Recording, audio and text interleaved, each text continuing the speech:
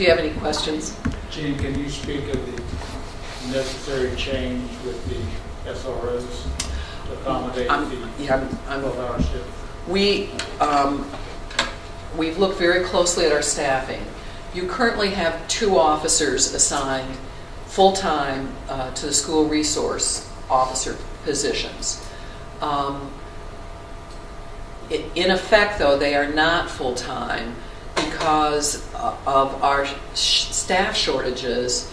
It is not infrequent that they are pulled out of the school, at least one of them, to work patrol.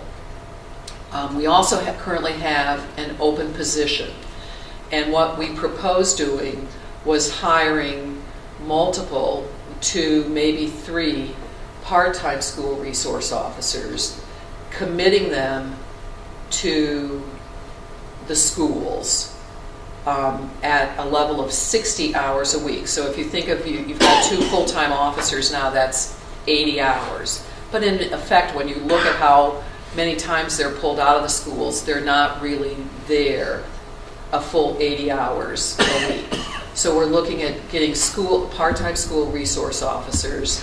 They would be there 60 hours a week. There would always be at least one person on duty every day, and we would not pull them out of the schools for staff shortages or anything like that. They would be really committed to the schools.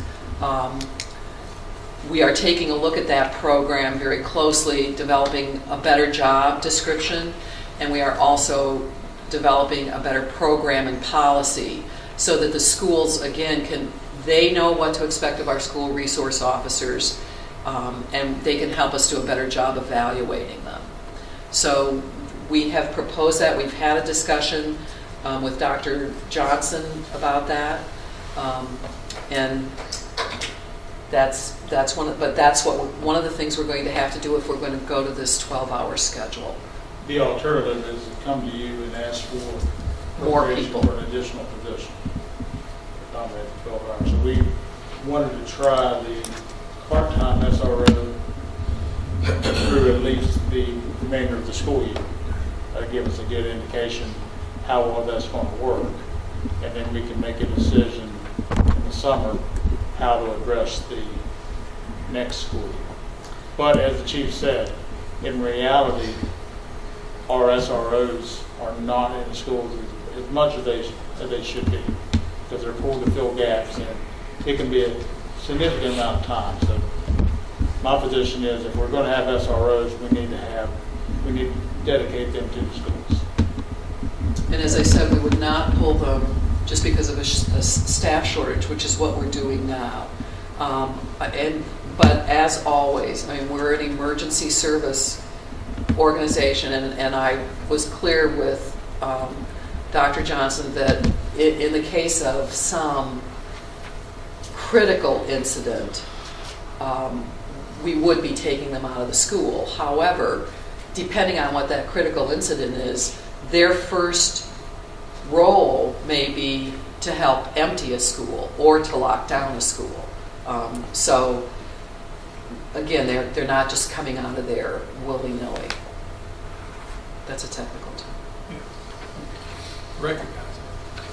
I got something. I love discussing undiscussables.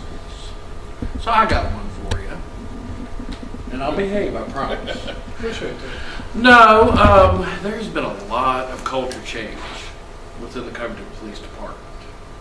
From outsider looking in, it seems to be, it's been a welcome change. How well has some of this change gone over? Some of the things you're proposing, the more communications, actually having staff people involved in budgeting and policy. What's the general sense of the staff force? How are they taking to the different things that have happened so far? I think like anything else, it depends on who you're talking to. But I would say that I've been very pleased with the response from the vast majority of the staff. It is difficult to make some of these changes. But they're up for it.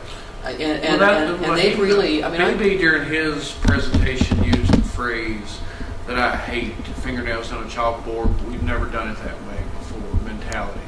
Have you gotten a lot of that in your time and working with the things you've worked with? It was interesting when we hit the front door of the property and evidence room. It probably took me 8 work days to finally realize what had been going on, and it was so ingrained in the staff that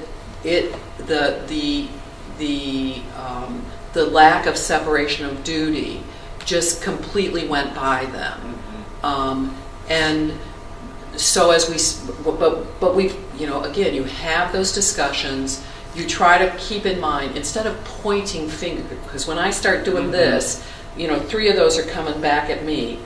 So instead of pointing fingers, it's, okay, how did you get there? Why did you go there? So asking those questions and then saying, there's a different way, or saying, look, you want to get to be Virginia accredited, and if you're going to do that, you need to understand that here are all these rules and regulations, and there's best practice, and so let's start with that. What have the subject matter experts in our profession identified as best practice? And so when you are able to have those kinds of conversations, and you're doing it again without finger pointing, we've had really good conversation. And you have, let me assure you, there are a lot of good, fine, professional, intelligent, capable people in our agency. And I'm going to say in our agency, you guys have me. You had me at hello. So I really feel that way. I talk about, this is my city, my agency. These are our folks. That's the way I look at it. So I want you to know they are good people. I also have, in the last 5 weeks, I would agree that the vast majority of what is in the assessment is accurate, and needs to be addressed. And quite frankly, I would really at least suggest or urge to you and to the city manager, and we've had this discussion, that the next chief they've got a game plan. They really do. There are a lot of chiefs who would spend 6 months to a year getting to this point and getting these revelations, whereas there are 2 things that are happening for your next executive, and one is that this report is there, but B, we're working today to try and knock off some of these items. Were there any surprises? Anything that once you got in there, even being told what you were walking into, that just outside of the evidence room? And that wasn't a surprise. Okay. And one of the things I've told the staff too is, I bet you could walk into a lot of agencies our size across the United States, and they would have been as bad, if not worse.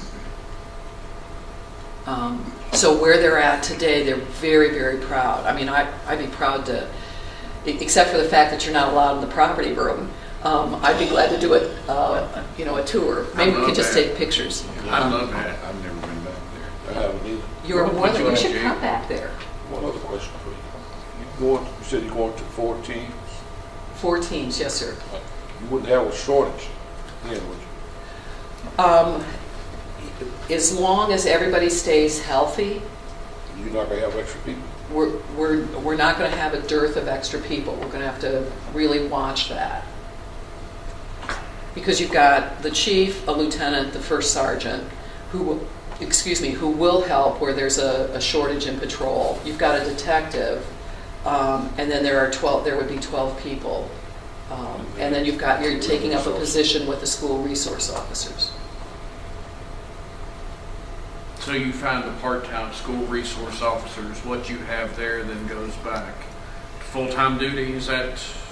No, the issue with the part-timers will be that you don't have to pay, because of the number of hours that they'll be working, we won't have to worry about benefit. Right. So, a benefit package, so as So, long but as that, but that does not help your numbers.